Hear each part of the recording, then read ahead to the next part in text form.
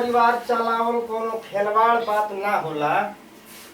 घर चलावल जे मलिका लेले होई उहे जानत होई कि कैसे घर चलावल जाला, कैसे खर्चा पूर्ति कइल जाला, मेंटेन कइल जाला।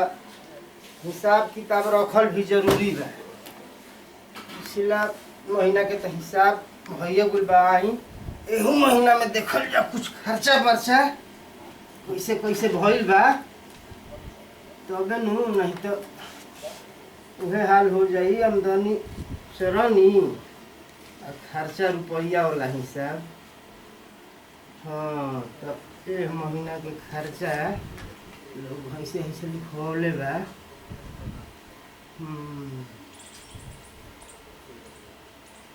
भैंस के दूध 1100 रुपया के बेचाई, अब खरी चोकर में 1700। वाह, 1100 के दूध बेचाइल और 1700 के खरी चोकर।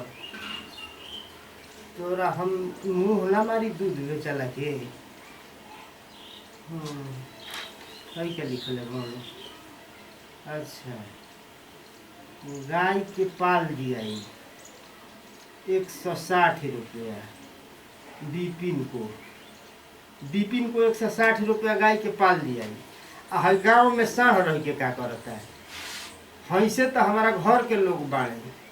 हमार भैया है साफा बोका है। एगो लड़का के भेज देले बा होने इंजीनियरिंग करे के कि का जाने का इंजीनियर बनाई।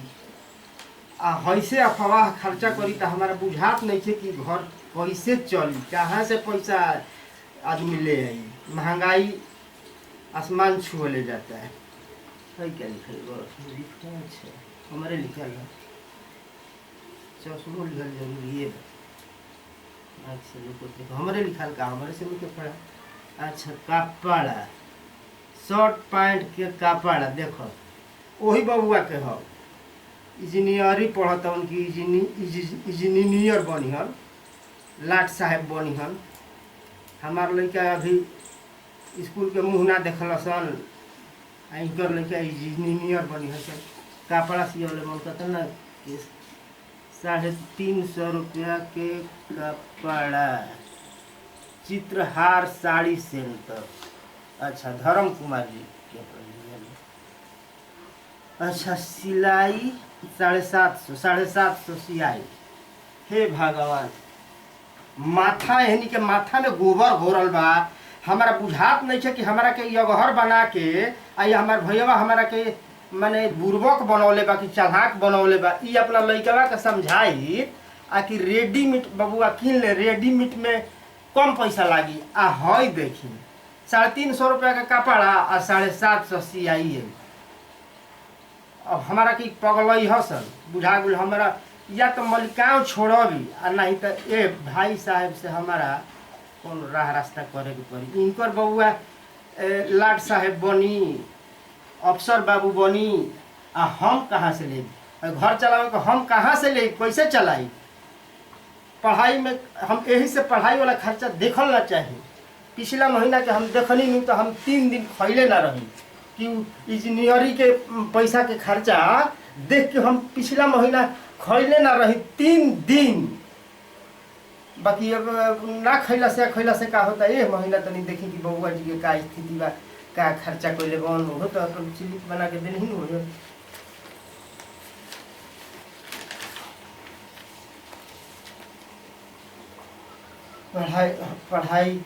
पढ़ाई में खर्चा है। वाह, 52,793 रुपया। 52,793 रुपया। हे भगवान, अब हम मर जाई, जियते मर जाई, हम ना जियब। हमारा से घर चली ओली ना, नहीं तो चली तो कैसे चली? हे भगवान, ऐसे पढ़ाई में 52,000। हे भगवान, अरे मरते कर तू हीरे घुमाता वा का कहां बोल रहा तारे घरवा में धन दे का। अरे मैं कत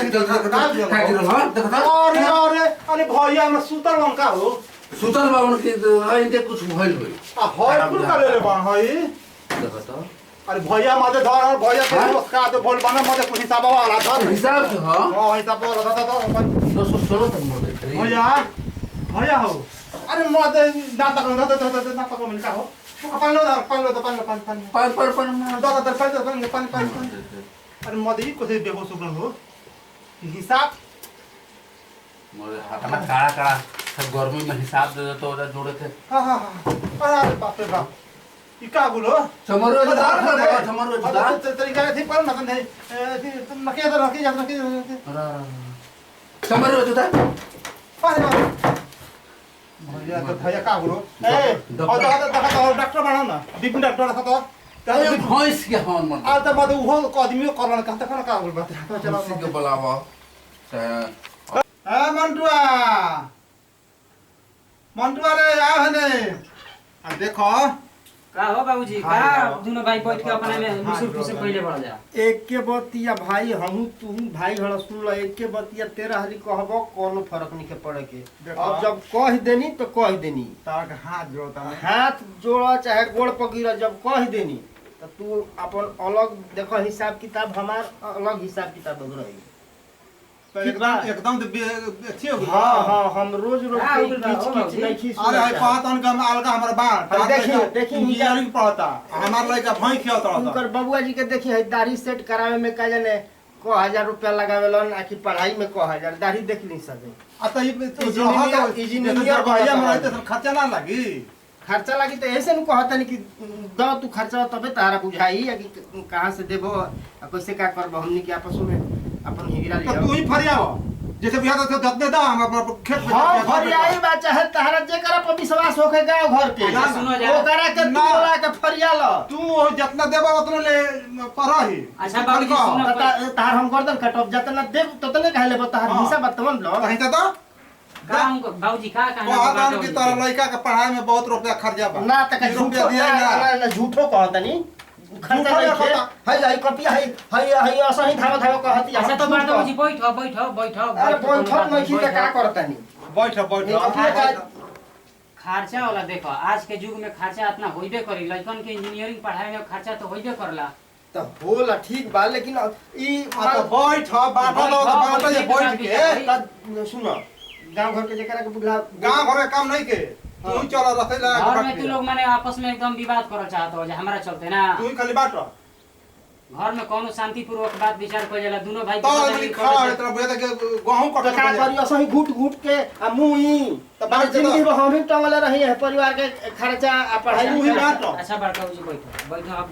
फैसला करते हैं बड़का जी बैठ फरियाव कहलो का कहत लोग बाप बेटा कहलो बाटे के बाद जहां के देबो त दे दे हमरा उतरे पधरिया के ना ना ये सब दक्षिण बड़ा पधरिया बड़ा वही पर बड़का जी सुनो उत्तर बधरिया दक्षिण बधरिया कहले पर जहां जहां बता लो हां तो ठीक है बड़का बता जी दे हमार बात सुनो कह बाटा बटा कह ना तो। होई ठीक नु तो लोग के इच्छा बटुए कि हम ना पढ़ी तो हम ना पढ़म ठीक नु लेकिन ई तो जना के आपस में लड़ाई झगड़ा कोई ला नहीं के बुझा जब तू चाहत रहते उनी कह लड़का कौन क्या गालो तू सुन कर कहीं पढ़े अब तो अपना खर्चा बेटा होइबे के ये करला। बनावा ला। हमार लड़का रहिए गोबर अब फाड़ हमारे चलते दोनों भाई करबो जे झगड़ा आ घर में पूरा बवाल मचीबो जा जा रे सक पढ़ावा ये गाँव भल घर चला सुनी तो का कही बताओ जा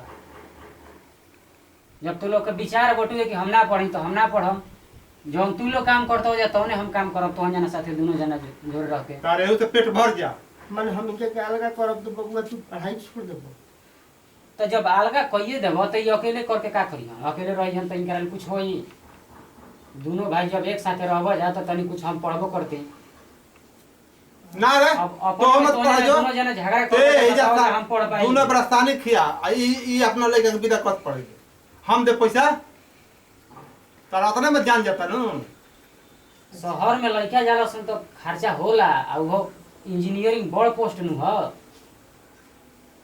अब अपने में कबे से हाला गुला कइले बड़ा जा हमरा ले कुछ कहतो नहीं एक कबल हमरा के माथा सम करे बना दी अब हम बबुआ भैया तू भैया बांट दे करते तो तू पढ़ाई छोड़ देबो तो हम का करब तो लोग के लाचारी देख के हम तो वैसे ही नु एथियो ना रे तोरा पढ़ाई नहीं लाचारी तो लोग के बर्दाश्त होई हमरा बताओ जा हम यही घर में कहती छु कि सहते चकावनी तो ही लोग के पोसल पालल बताओ जा बबुआ तोरा हमरा पढ़ाई हम बर्दाश्त छोड़ होई, देबो बताओ जा ई अब अपना लड़का के पढ़ाओ ना ना हमरा चलते तो ही ना भाई परेशानी हम लेतो ही जा झट पर है देखो बबुआ बात ठीक होता पढ़ाई पढ़ावल ठीक नहीं है अब बाबू हो बाबू हो बोला बोला बड़काऊ जी बोला। पढ़ाई मत छोड़ा हमार बाबू। ना ना हम पढ़ाई ना छोड़ो बड़काऊ जी, लेकिन तू लोग आपस हम में दोनों समझ भाई लड़ गोनी जा। बाबू, समझ गोनी तहार दर्द।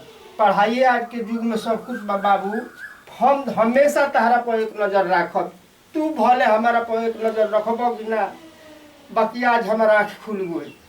उहे न बतिया हम समझाओ तनी कबेले दोनों भाई लड़ल बड़ा जा, बताओ जा। अच्छा होला, बड़ छोट सबसे गलती होला, ये नहीं है कि छोटे से गलती होला। ना अगर दोनों भाई के फैसला करे कोई तो कह जा, विचार दोनों भाई ना कह जा। बाबू, हम एजे बानी, ना हम पढ़ाई ना बाबू, पढ़म, तू पढ़, हम छोड़ देम तू पढ़ाई। पढ़, तू पढ़। तहारा खातिर अब हमार टोपरा बिचा जाओ कबूल बा। हमारा देह के खून निकाल के बेचे के पड़ो, उहो हम बेचब। किडनी निकाल के बेचे के ना पड़ी, बड़काऊ जी उतना ओहो वो हम सब बेचब। जरूरत हम ना है। तहार दोनों दर्द भाई समझ खासा गोनी खुश रह जा, बबुआ। दोनों भाई आपस में खुश रह जा, बस उहे हमर खुशी बा। ना बाबू, हम पढ़ जीव हम जा तहरा कपार पर हम हाथ धो के आशीर्वाद देता नहीं। और जिंदगी भर जब तक हमारा शरीर में प्राण रही, तहरा पर एक नजर, जैसे हम अपना बबुअन के देखब वैसे ही तहरा पर एक नजर हमेशा रखो। जा तो बढ़िया बा बड़काऊ जी कि तू संभर उल ठीक नु, ना तो गांव घर हंस के निहाल हो जेत, जान जा। जाए दो भाई हो सब कोई से जाए दो बाबूजी के कुछ बोलिए मत। कबे न कहत रहे कि भैया हो मत बांटो मत बांटो, तू कहत रहे खाली बाबूजी, हम हम खाली कुछ बोलिए मत बड़काऊ जी के, अरे ठीक बाबू नु? हम कुछ नहीं हाँ, बोला ना एकदम मिल ये के रहे के पे होई। खिसिया गोला आ जैसे कहबो जा उतने में हम खर्चा मेंटेन करब, आ जैसे कहबो जा वैसे ही हम करब, ठीक नु? लेकिन झगड़ा कोई उचित नहीं है, ठीक नहीं है। एक दूसरा के आदमी ठीक बा, तहरा लोग के साथ खराबे कही। मिली तो हमहू जी पाई। ठीक है बा।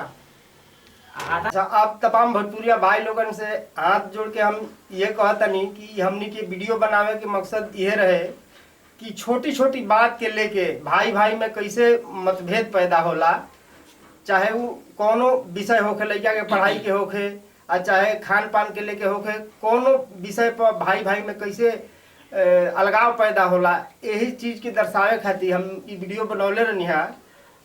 जौना में हम ये देखौनी है कि लड़कन के पढ़ाई पर कैसे गार्जियन अनदेखी क के लड़कन के पढ़ाई बर्बाद कर, लास्ट में फिर ज्ञान भइला कि ना ही पढ़ाई ही आज के युग में सब कुछ बा। तो हमनी के उद्देश्य वीडियो बनावे के अगर रउआ सबके अच्छा लागल होई तो हम हाथ जोड़ के इहे कहब कि रउआ सब ई भोजपुरिया राजा कॉमेडी चैनल के रउआ सब लाइक करब जा, सब्सक्राइब करब जा, और शेयर अंत जरूर में करब जा। अंत में बेल आइकन घंटी के जरूर दबाई जा और शेयर करब जा।